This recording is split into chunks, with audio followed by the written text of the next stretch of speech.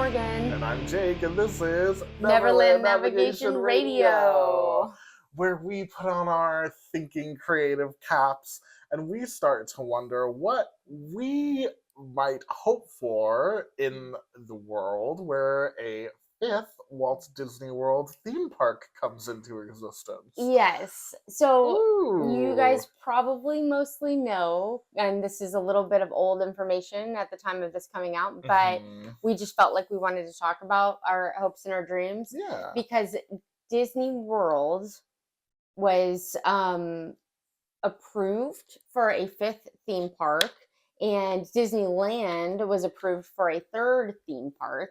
And you know, they aren't saying anything about like what it would be, when it would be. It could be a decade in the future. It could be a water park. Yeah. I don't think so. No. But they're just very much not saying anything. So we want to put in our So we're going to say something.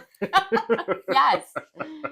Yes. Yeah, it just does really stoke the imagination, doesn't it? It really does. It For makes them you to think say, about, yeah, they can build if they want. yes, and then we start going, oh my gosh, well, what are we getting? What would we want? Yeah. Yeah. And there's a lot. What has worked? What has not worked? You saying that it might just be a water park kind of terrifies me, because do you I remember know.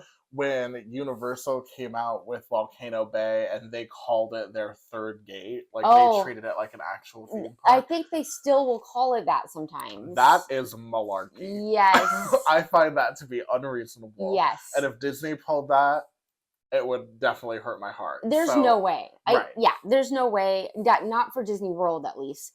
I guess this is a possibility at Disneyland. I don't want to like hurt anybody's heart. Oh my that's gosh. a Disneyland person. Yeah, that's a really we good already point. They don't have to. one. Yeah, we already have to, and they don't do exceptionally. Right. So I don't see them doing another one. I mean, they give them away for free. Right. A lot. Right. So that tells you a little something. Yes. Yeah. So I mean, it could hypothetically be something that's not a fifth park. I know we're not even. That's not what we're here to talk about today. Or Disneyland forward at all. We're just not burning that bridge today. Yes. Maybe in the future, Yeah. but not right now. Right now, we're keeping Well, do you not think your idea of a fifth Disney World park could work for a Disneyland park, or no? Oh, yeah. Okay. Well, in fact, we'll get into this, but like, they kind of tried a little bit to do this. And, you know, we'll discuss, but I think that Disneyland forward, they were saying they were like thinking about not building a third park, and they were thinking about just expanding Disneyland and California Adventure. I bet if they go that route, they'll also do something new and extra, like a water park, or like it just, to me, that makes sense. But hey, who knows what they're thinking Who about. knows? But they were approved here in Florida by the Florida Tourism Oversight Board. They got approved to build a fifth theme park, and we have discussed, and Disney fans have discussed at length, like what they would hope for in that situation. When you got this news, did it floor you, or had you heard inkling? I hadn't heard anything about this. It kind of did. It kind of did floor me that it came so out of nowhere after such turmoil with this exact board. You know what I mean? Like, we've been warring. Disney as a company has been at odds with this oversight commission for the last couple years, at least a year. So it was surprising to see this like grand approval of, you know, if you want to build something, go ahead. Well, it's not just that though. Like, we were not even that long ago super psyched to hear that they might put a new land in Magic Kingdom. What's behind Thunder Mountain is the the phrase. D23 question. Yes. Right. And so we were still dealing with that. What's going to be behind Thunder Mountain? And we still don't know. Yeah, and we still don't know. And now we're talking about a whole nother park. Yeah, and like you said, Disney keeps everything like this very close to their chest. They don't announce anything really. Certainly not going to be the next couple years. No. But okay, next question. Do you think this is a direct response to Universal Studios opening Epic Universe? Yeah. Yeah. Yeah, you too? Yeah. I mean, How could honestly, it not be? you have to compete, right? You have to. And I know Disney still has Universal outnumbered theme park wise. Universal now is going to have three. I'm not counting Volcano Bay. If they're going to have three and Disney has four, then I know they're still outnumbered, but I don't think that's enough for Walt Disney World. I think they have to be like the cutting edge, the newest, shiniest thing, Absolutely. you know? So I get it. And Universal's doing very well. Totally. Yeah, so it's And not like, you know what I mean? We're not talking about Disney World versus Legoland. Not that there's anything wrong with Legoland or Busch Gardens no, even. you're right. It's just a different tier. They're like actually competitors. Right. They're like Disney doesn't have to worry about Busch Gardens. not really, no. Although they are happy to steal from them when they feel like it. A lot of people when Animal Kingdom opened were saying, wow, it's just like Busch Gardens. Do you think that they were trying to compete with Busch Gardens? Am I wrong? No, I don't think they were trying to compete with Busch Gardens. I think they saw what Busch Gardens did and they're like, oh, we could do that but better. Which is basically exactly what they did with MGM. So there's certainly a model to these things. Epic Universe has not been opened yet, but there's a lot that has come out in terms of what the lands will be and some concept art. Right. So it would be interesting to see if Disney tries to compete in a conceptual way with that on some level, but it remains to be seen. I'd be happy with whatever fifth theme park they wanted to give us. Absolutely. Because it would be so like monumentally show-stopping for Disney fans. The excitement even around Epic Universe is like huge. Yes. Everyone seems to be on the edge of their seat, which I totally understand because new theme parks are like super exciting. Oh my gosh, yes. I mean, everything will be new. Yeah. It's crazy to think that there's going to be like a new place you go to park and you walk into a theme park and every land is brand new. Every ride is new. Every restaurant's new. Every bathroom is new. It's been crazy. a long time for us it in has. the Orlando area since we've gotten something brand new like that. Legoland, I guess, was the last big thing. So it's kind of hard to believe. But didn't you just say Legoland was a repurposed another park? Okay, well that's a little different than being new from scratch. You're totally right. Legoland, some parts of it are like brand new. Like some parts of it, they leveled the old park and like built something new on top of it. But the back half of it is like the preserved gardens and the water area from Cypress Gardens. But it's still, first of all, nowhere near. It's more of an amusement park than like a theme park, in my opinion. Okay. But it's also nowhere near the like scope and quality of like a Disney or Universal type experience. So even that doesn't even scratch the surface of how exciting it would be to have another Disney theme park. Even them talking about it does have me quite excited. I know. It's like a fun little bit of news to drop into my world. Oh my! I feel like I'm still in shock about it. I know it doesn't quite actually. Feel real. I also kind of am just not going to believe it until I hear more. Well, yeah, I understand. I feel kind of the same way, where I'm like, well, yeah, they got approval to do it, but they might wait a decade or something. They might, or you know what I mean? I'm not trying to be negative, but like hope for the best, prepare for the worst. Yeah, we've learned the hard way not to get like overpsyched about stuff. Yeah, anyway, let's talk about what we wanted to be. Yeah. Before we dive in, we want it to be in the next 5 years. Yeah, right. We want it soon. Before we dive into some of the things that we might hope to see in a theoretical approved fifth theme park, we did want to stop and say, first of all, that Morgan is, in addition to being a fantastic podcast host, is also a fantastic travel planner who is offering her services now. Thank you. Yes, I do free travel agent services to you. So if you are planning a trip to Disney, if you want to plan a trip to Universal to check out the competition or a cruise, send me an email at neverlandnavigationco@gmail.com. And whether you want a lot of help with my expertise and I can help with dining and the whole shebang, or you want almost no help and you know exactly what you want and you just want to let me help you book it, either way, totally free.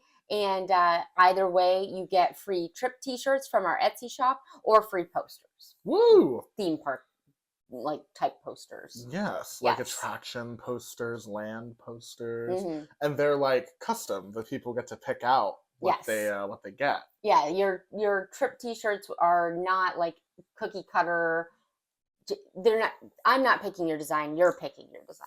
How cool! Yeah. Like trip shirts included in your vacation. That's awesome. Yeah. Not to mention the fact that the breadth of knowledge that comes along with planning specifically like these Disney or these cruise line things, where there's kind of a lot of ins and outs. It's really helpful to have people who are not only well versed in the knowledge but have like experienced the different outcomes of doing some things versus other things. So Yeah, having somebody in your corner that can make phone calls like all the time to figure out the math, to get up at 6 a.m. to book dining.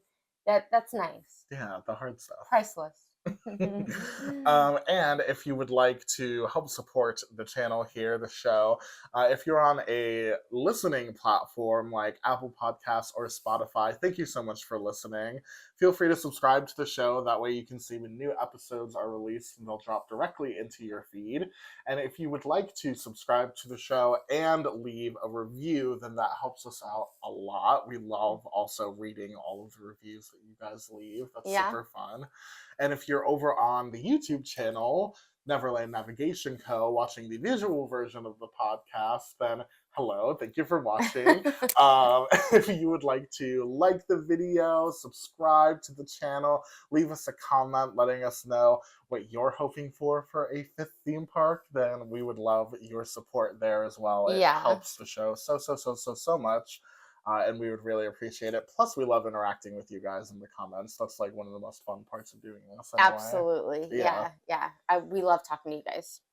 Yeah, and I feel like this is actually something I would love to interact with the people out there about, because I feel like there's a lot of people who have ideas for what this is in their mind. Like, I know that people have been talking about a villains park, like a dark park. People. I don't know. Are you part of like Facebook groups, like Disney Facebook groups? Yes. I'm a part of several, and I don't really use Facebook that much anymore. But whenever, I was gonna say I'm mostly on Instagram now. Yeah, but whenever I do open it, I see posts in there, and sometimes people are talking to each other about this, about if Disney built a 5th theme park, and I see a lot of like villain park stuff going on back and forth. How would you feel if Disney unveiled Dark Kingdom or like whatever, some like dark theme park? What do you think? I like that idea. I think that more realistically, and this is one that I had a really hard time with this project. Basically, we said to each other we're going to get on our podcast episode this week and talk about what we would want if we could do it ourselves, right? I had a really hard time. It's a big project. Yes, and the one that I really kind of landed on as this would actually work is half villains and half heroes. Ooh. So I like it, but I think all villains might be too much. Yeah. I get for an that. entire park, for a full day park. I'm sure they're not going to go into this wanting to create a half day park. They already did that. It's Animal Kingdom. Yeah, No, they just no, for real. I would argue with you, but I can't. They close at 7.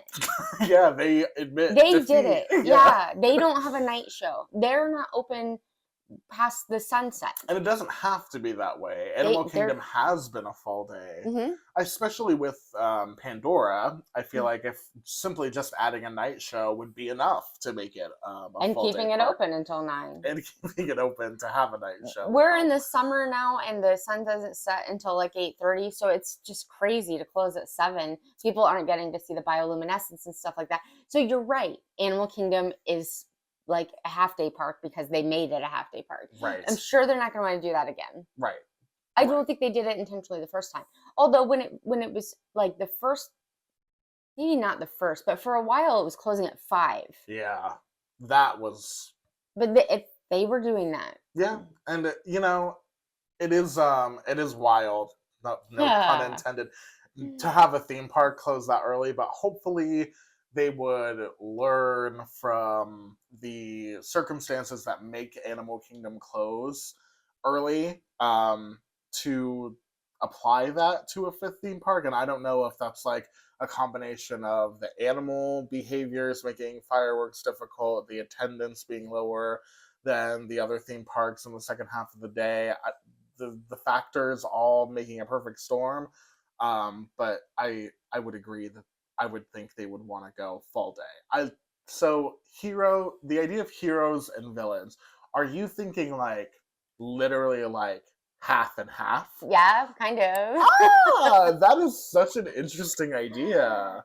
Yeah, Wow. I just think, and then their night show could be kind of like a battle.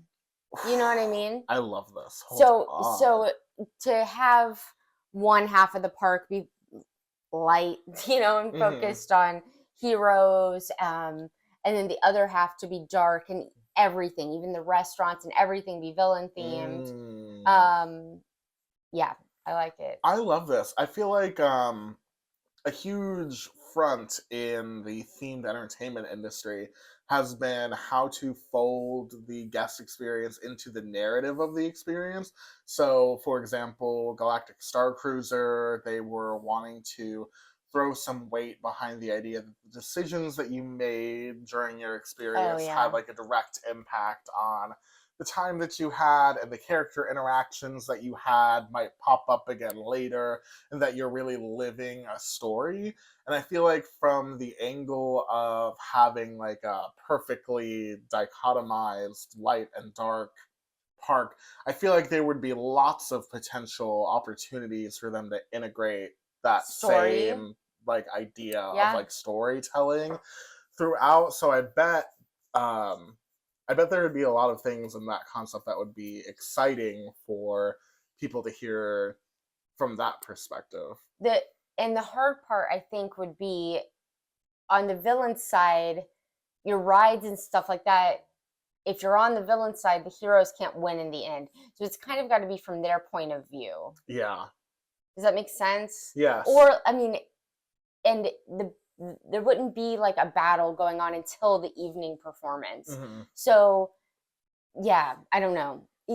They could do a roller coaster based on like Maleficent, you know what I mean? Yeah. As a dragon, or you do a dark ride that takes you through the underworld with Hades. Ooh. You know what I mean? Or something like that, where it's not a fight where you're at the end of the dark ride, heroes prevail, and you know what I mean? It can't be like a conclusive narrative at the end, because you have to save that drama for like exactly the end of the evening. Right. But I kind of love the idea that over the course of the day, like the events lead you to something. Yeah. That's a real, because whether you know it or not, theme parks are doing that too anyway. Right. They are like trying to condition you to like take in shows and shows and attractions. Sometimes at movies. Certain times. Yeah, at certain times, the parade at a certain time, and then the fireworks at a certain time, to like build a narrative in your mind of the day you've had already. So in my mind, having like a story unfold where at the end, everyone in the theme park gets to experience the conclusion of that narrative together and have actual like payoff from the experience. It's like an intriguing idea. Of course the heroes have to win because it's Disney. Right. And that's what I think is the impossible part of having a villains only theme park, don't you think? Because what lessons are you teaching the children if like at the end you crush the heroes? If the villain is always is the main center of attention, then they never get taken down, you know what I mean? Then the story's not the same as the movie, and I don't know. You know what I mean? No, it makes sense. There's always some set of ideals behind each theme park.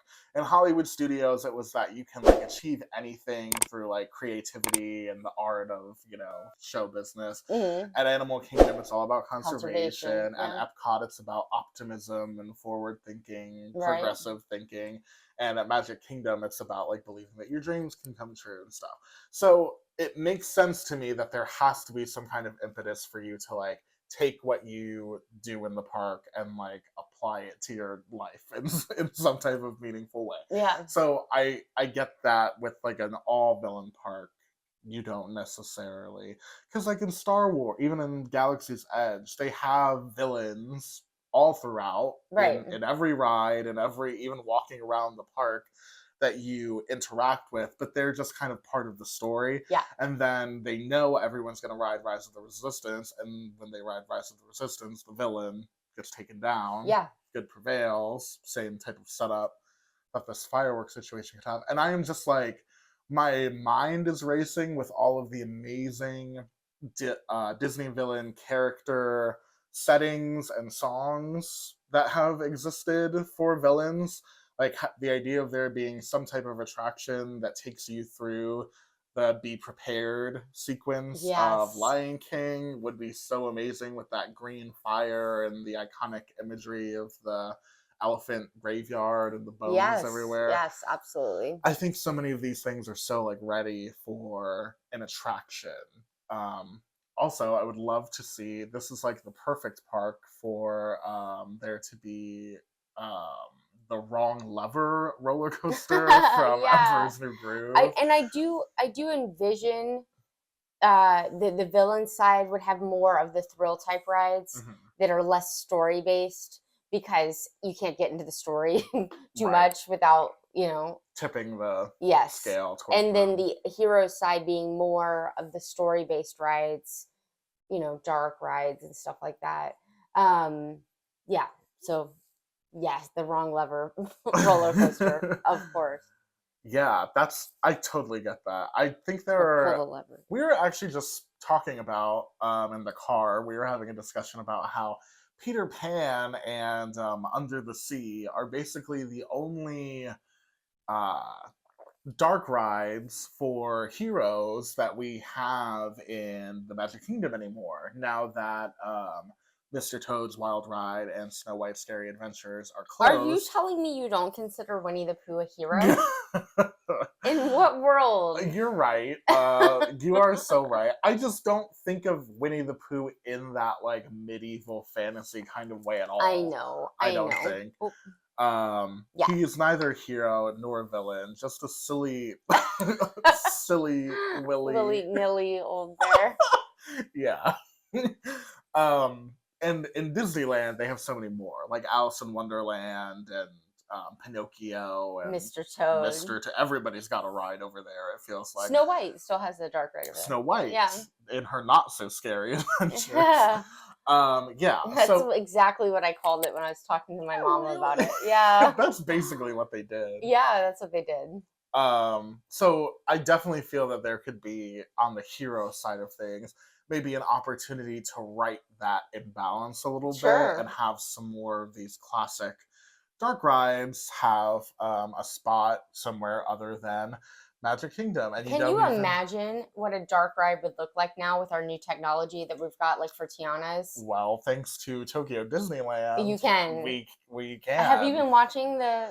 See, I'm not watching. I am trying desperately to avoid all of these POV videos that are all over my everything. Yeah. But I've seen like pictures of some of these interiors. I've seen like short clips of some of the. I know, like Rapunzel. I know. You can't avoid it. You can't avoid it. And like, to think that we could have something like that here in domestically without having to reconfigure all of the Magic Kingdom or completely take up the World Showcase with a new ride, IP ride in every country, would be very exciting. And I feel like the heroes side of this concept would be like ideal for getting some of those classic stories into the parks without having to sacrifice anything. Absolutely. This is the blessing of size that we talk so much about. Yes, and let's say you've got little kids and you're worried about them being afraid of the villain side.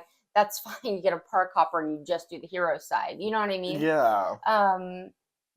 I just think that it would be more thrill rides on the villain side and family rides on the other, but it would make for a very balanced experience if you liked, all of those things and wanted to do all of those things, and then with an epic show at the end of the night. And if you have, this is something that Michael Eisner focused on really heavily during his time at the company. Families with kids of multiple ages, or even multi-generational families, where the grandparents and the smaller kids and the parents might have more fun on the hero side doing like the dark rides and the shows and the Hmm. experiences, and maybe your teenagers, your younger adults, your thrill seekers in the family might be more inclined to spend some time on the villain side trying the roller coasters and stuff, and having, like you were saying, like the kids don't have to go to the scary parts. That's Yeah. the beautiful thing of having it like geographically divided. Right. That makes a lot of sense to me, is that everyone can like choose their own Yes. adventure. I just don't know if they could do a split castle. Ooh, this is tough. Split Main Street, split castle kind of situation. I feel like maybe when you walk in, maybe you walk in and it's like a village. Some, because you have to buy stuff. They always want where you walk in to have like shops and everything. Yes. So like some type of like neutral Neutral village. country village. Right. Okay. And then on one end, you can either walk toward the big, beautiful, shining Oh, okay. castle, or the dark A road mountain. divided. Right. Right. Right. Okay. I can definitely, but still, a central icon I feel like is important, and whatever it is, we don't have to figure it out right now. But the idea of like having us having we can put it off. yeah. We can assign someone to that task, surely. But having like an icon for each side is definitely appealing. They toyed with this a little bit with Beastly Kingdom, having a central icon of that particular land that was foreboding, as like an antithesis to the Tree of Life. So the Tree of Life is like green and beautiful and natural, and Full of life, yeah. the Beastly Kingdom like spire that the dragon roller coaster was going to be in, was like jagged and falling apart and like Sure. decrepit. Black, And probably. right, Yes. like darkly colored and all of Yes. that. So the idea of that visual contrast is very interesting, and something that Walt Disney Imagineering has like toyed with in the conceptual stage before, which makes it interesting. Yes. I can only imagine what kind of food you would eat in the villain's half of the theme park. Oh yeah. Well, we have touched on this a long time ago when we were talking about something, and I love the idea of Kronk's spinach puffs being over there. There were a few other things that I can't think of right now. Hades super spicy hot dog, of course. That's that was an actual thing we ate. Actual thing we ate that was that was at the really Halloween amazing. party. It was at the Halloween party. But we were like, oh, this is them trying to do spooky food. This is what that looks like. Okay, got it. Right. Interesting. Yeah, I don't remember, but there are definitely fire grilled makes a lot of sense. Oh yeah. You know what I mean? I think there'd be some fun options. Oh yeah. I could come up with some fun stuff. Yeah, I feel like there's lots of interesting. I feel like this is what I said last time too, but lots of good drink opportunities, like Dr. Facilier potion situation. Absolutely, potion bar. Potion bar by a few different villains. Oh yeah, Yzma could have a potion bar. Yes. She's all about potions. Or I would love a like lime green or purple, fun-looking mocktail, cocktail, fizzy, yeah, that, and so Instagrammable. Yes, which is important, turns out. Yeah, I could really see that, and I love that it's the candied apple thing for sure. Oh, poisoned apple. Oh, we can finally get that. Remember, we have discussed often, there was a shop in MGM, Disney's MGM Studios, that was the Candy Cauldron, but it was called something else. No, because the Candy Cauldron is in Disney Springs. Huh? Right, but it's that same idea. Yes, it was the same idea. It had a picture of the Wicked Witch. Yes, and, from Snow White. Yeah, doing and a lot of times they would have the apples that had that like dripping face. Yeah. That would for sure be part of the sitch. Yeah, that would be an iconic snack over there. Yeah. And also there's a trend right now toward more like Renaissance fair-esque, like role-playing type stuff. There is a new theme park in Utah. I know this is not relevant to Orlando, called Evermore. And originally, the creators came to one of those theme park conventions. They had a table set up, and they were talking about how they were going to have these state of the art attractions, and it was in this Renaissance fair type of environment where you could like interact with the characters, and like we were talking about, like a little bit more role playing heavy, like the Galactic Star Cruiser situation ish, but in a like medieval type of way. And it didn't end up working out. They had a bunch of financial problems, and they didn't build any rides. Oh, So wow. it basically ended up just being like a permanent Renaissance fair is basically the vibe over there. Okay. But I could see Disney trying to get their hands on the essence of what is a Renaissance fair, Sure. of like, people selling things and having like stage shows and demonstrations and combat demonstrations and stuff. I could see them looking at that and saying, how can I Disneyfy this on a street entertainment level, on a food and beverage level, on a show, character meet and greet? To me, it just all goes together. It's like the new Magic Kingdom, kind of. You know what I mean? Yeah. Yeah, I could see that. Yeah. Hey, I had never considered the idea of a park split down the middle before, but I kind of love it. I It's do so too. interesting. Yeah. I really like it for a lot of reasons. And I think that I had a few ideas that I was like playing with for our fifth theme park, but this is the only one that actually makes sense. Like, it's actually realistic. I really think they could do it. I Yeah. think that it would appeal to any age group. You know what I mean? Any generation. You could have rides and restaurants from new movies and old movies to like span. You know what I mean? You wouldn't be locked in. A thing that we've seen happen over and over again, which in my opinion is a little frustrating, and I hope this doesn't happen with whatever our fifth theme park winds up being. But I also hope they don't make it super generic, because they trying to avoid this is we get these we get a new theme park. It's got this clear and defined theme to it, Mm, and then it just veers away. You know right. what I mean? Hollywood Studios is the one that irritates me the most, because I really, really loved the movie making Hollywood theme of that theme park, and now you can't even see it. Right. It's nowhere to be seen. It's just a theme park that's about different movies, but not about the making of movies anymore. Nothing. Yeah. Um, with Epcot, even, like, I don't absolutely no issue with the IP rides that they put into the World Showcase, but Mhm. it's losing some of its identity. Yeah. With Animal Kingdom, introducing Pandora kind of made it confusing. Now that they're going to take out Dino USA and bring in what they said might be Moana and Indiana Jones Right. and Zootopia, I get. The other two, less so, unless they make it tie in. It feels like a free for all.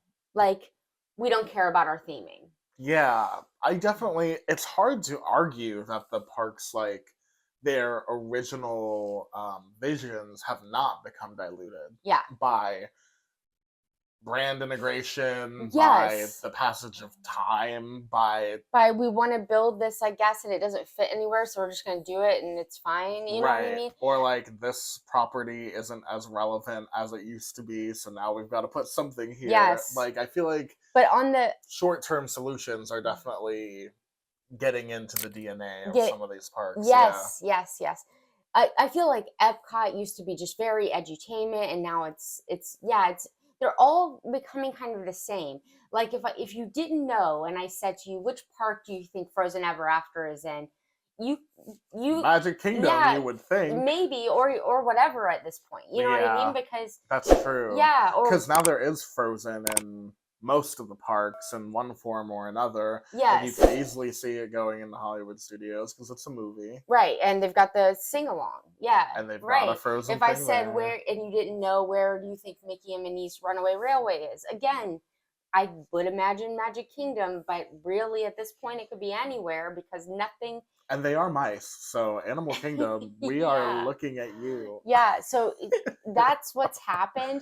But then on the other side of that coin, I don't want them to call the new theme park Adventure Theme Zone. Park or whatever, Yeah. and it just be a free for all. Yeah, that would be a theme. unsatisfying. Yeah, I like a theme. I wish it would stick to it. Yeah. Yeah. Which means a lot of these last rides that have been added in the last 20 years probably should have all gone into Magic Kingdom. But well, yeah, that's true. That's true. But the idea of having a fifth theme park actually, in my mind, gives Disney on this coast a little bit more room to explore some of those things that they've been meaning to make an attraction out of forever, a la Coco, Inside Out, all of the things that people have been swirling with rumors, and put a place for them to be without further shoving corrupting them in, somewhere that they don't fit. Right. And something like Heroes and Villains is just right up front, everything in there is going to be IP, and that's fine because that's what they're doing. Yeah. Like it or not, that's what's happening. And then if they want to add a new ride that's not IP, they can put it in one of the parks where it thematically fits. Right. Or if it's just not that they're going to. Right. Not that they're going to. But also if it's just a really close fit and it makes sense. Yeah, go ahead. For something to live in Epcot. At this point. Well, I know. But even like Guardians of the Galaxy, for example, even though aesthetically and through means of storytelling with the wonders of Xandar Pavilion and stuff, they did their damnedest to like make it part of the Epcot story. There is definitely a part of me that's like, what even does this have to do with anything? Yeah. But I also feel that way about lots of stuff all over the theme parks. And much more so, I think Guardians fits into that part of Epcot because of the futuristicness of that part of Epcot better than them just throwing whatever the flip into Hollywood Studios. Just because it's a movie. Just because it's a movie. Yeah, that is where it gets really like loose. Where it's like anything that has had a theatrical run can inhabit the theme park is definitely, it's tough to make it all feel, especially like walking right from Toy Story and animated like Playland into Galaxy's Edge, which is like a pretty immersive galactic storytelling situation, and all of that is, by the way, behind a Art Deco Hollywood gone by that you walk in from. It's just hard to feel like the pieces fit together in that one. You know what I mean? Yes. That one has really gone all over that one's the one that bothers me the most. And I think it makes it more confusing for the average person that is not like coming all the time to know what's where. Yeah. I think a lot of times people that are coming once in a while are confused about whether what they're looking for is actually in the park they're in. Yeah. Yeah. And there, that it only makes sense. But anyway, I didn't mean to complain. What I'm saying is I just hope that in the next theme we think about it up front. Okay, you're going to be using IP, so let's just make something that involves IP. And then really try to stick to it. Yeah, I definitely feel that. And there are definitely like tasteful ways to incorporate the IP into, and it's not like it's new. I mean, IP has been part of Disney theme parks. That's what the Disney theme parks, I mean, in essence, that was a part of the reason they were created, was to help to, I mean, Sleeping Beauty Castle is called Sleeping Beauty Castle, not because it looks like the castle from Sleeping Beauty, but because that's what they were trying to promote at the time. You know what I mean? Funny? Yeah. Yeah. So like when we're talking about all of this, it's also about like the tasteful integration of stuff. And some stuff I feel like has been integrated tastefully into the theme parks as well. Like I think Remy's Ratatouille. Yeah, it's the first one I thought of too. I feel like that's a pretty much a no-brainer. Right. That is a copycat of a ride that is actually from the Disneyland in France. It makes perfect sense for it to be in France. The film is set in France. Yes. it's a part of the script is in French, and they didn't make it take away from anything that was already there. They built Yes. on. And even more importantly is that the movie is about the culinary aspect of French culture, Right. which is like part of Epcot is cultural exploration. That's the whole point of the World Showcase. Yes. So for the plot of the French ride to be cooking, Yeah. like a restaurant scene, it's just, to me, that is not, that doesn't make me go, oh man, they really jammed that in Yes, there. It yes. just makes sense. That one makes perfect sense. I agree. And so much of that movie is about France. Right. Whereas Frozen, when they put Frozen in place of Maelstrom, it was kind of like, oh, was Frozen set in Norway? Yeah. Oh, okay. Like, if some if of you it, say so. yeah. You know what I mean? Like, nobody knew. Right. They didn't talk about Norway or being Norwegian. Yeah. They talked about Arendelle. Yeah. It's just, And it was cold. and it also was just like, that is what the fairy tale was written by someone from the Netherlands, Hans Christian Andersen, and like the visual reference points of the movie is like the patterns, the fabrics, the architecture of the buildings, all of that is Norwegian, but there's like, that is the reference point that the creators of the film used to create the fictitious Arendelle. Yeah. So then for you to put Arendelle in the Norway pavilion, Yeah. that is a little bit more of a stretch. That felt stretched to me because I learned that Frozen took place in Norway when Frozen was in Norway and Epcot. You know what I mean? Yeah, I could totally, even as someone who thinks that like them taking what they had and making something new out of it, thinking that was done pretty effectively. Yeah, I don't have a problem with it. Yeah, no, I know. But I can also acknowledge that, like, okay, just the very idea of this being here at all is a little bit more of a jammed in situation than some of the other things that Disney has incorporated a little bit more seamlessly, thoughtfully, naturally into some of the projects. Yeah. It almost reads to me a little bit. Did we see that Beauty and the Beast sing along thing that they put in France? I think we did. Yeah, go ahead. That was genuinely, in my opinion, obnoxiously bad, and I know it wasn't like the same. I know it's not the same caliber as like a dark ride, like an e-ticket dark ride. It's something totally different. But just the fact that they put it in there because Beauty and the Beast is set in France. And again, like they didn't have French accents. Nobody spoke. I guess no, Lumiere. But most of them don't. That one a little bit more. I think I could have guessed. Like I'm saying, with no knowledge other than seeing the movie. Right. Let's say once. I've seen it thousands of times probably. That I could have guessed that it was set in France, right. Although the main characters don't have accents or speak in French at all. And they don't really. I don't know. Ratatouille, on the other hand, you see the Eiffel Tower. French as hell. Yeah, sorry to say hell on the podcast. Yeah, no, yeah. You're good. I get it. Yeah. Okay, I see what you're saying. Hans Christian Andersen was actually from Denmark or Norway, or is it Denmark/Norway? Maybe they were all one country back then. Maybe. Yeah, I don't know. Maybe both. He died in Denmark. Maybe it doesn't matter. I just think that like Scandinavia was like the jumping off point of them. I mean, conceptualizing he also wrote Little Mermaid, right? Yeah, he did. They wouldn't have put Little Mermaid in Norway. No, I don't think so. It wouldn't. That to me, that would be even more wild. Yeah. Yeah. Anyway. Okay. I get Norway's cold. So like, I see it after I found out.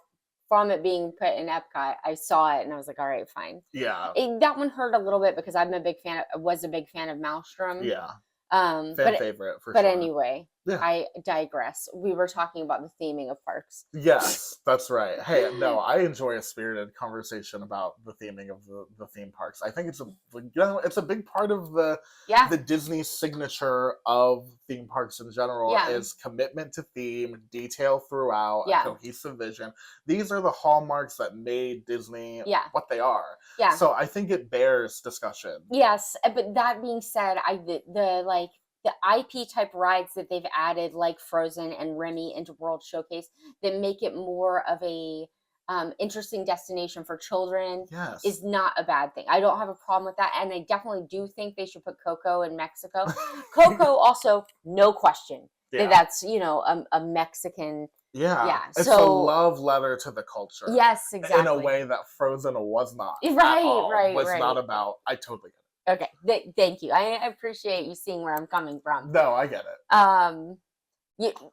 Jake is a Frozen super fan, so I could see you having known that it was set in Norway. Yes. Yeah, but I didn't. I also understand though that the average person, first of all, does not know nearly as much about the production of Frozen as I do, but second of all, is not necessarily trying to watch these movies with the thought of, first of all, what cultural influences are at play, but also how is this going to fit into the theme parks. These are yeah, I'm having all of these thoughts at the same time while Yeah. I'm watching these movies, Yeah. and I know that Exhausting. that's not. I know you are too, but that's not everyone. You know? Right, That's right. not the common. I actually just assumed it was a fictional setting. Which is very reasonable because I feel like that's what we're trained to do with the fairy tales. Yes. Like we're supposed to be in some magical, far away. Right. place. Like in Once Upon a Time. I don't know. Did you watch that show? I did see a couple episodes. It's an alternate reality where these places are just different. They just don't Right. exist here. Yeah. The Enchanted Forest isn't like, oh, that's in Montana. Let's put that in the Montana part of the theme park. Well, that was actually going to be my idea for a fest theme park. I was just going to go Montana theme. Well, I ruined it. Hannah Montana. Because it's an IP. Yeah. Okay. Okay. Well, we've been talking about this for 47 minutes, so we're actually, I think, going to have to do a part 2 of this episode. Wow. Yeah, that's crazy.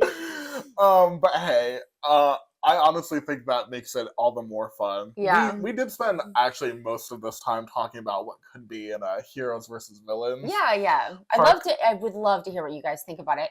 Heroes and villains part. And which side would you spend most of your time? Hey, where would you start? Yeah. Oh. There's an Canada obvious or answer. Yeah, I know. Mexico. Everybody's gonna start on heroes, right? I would think, but maybe some people would be so excited to experience the villainry of it all. I would think the villain area would be better at night, but they would also have the thrill attractions that you'd need to rope drop, so maybe it would get a good split. Imagine the nighttime lighting. Oh, amazing. Of Purple. some of these, yeah. Just the thought of it, makes me so...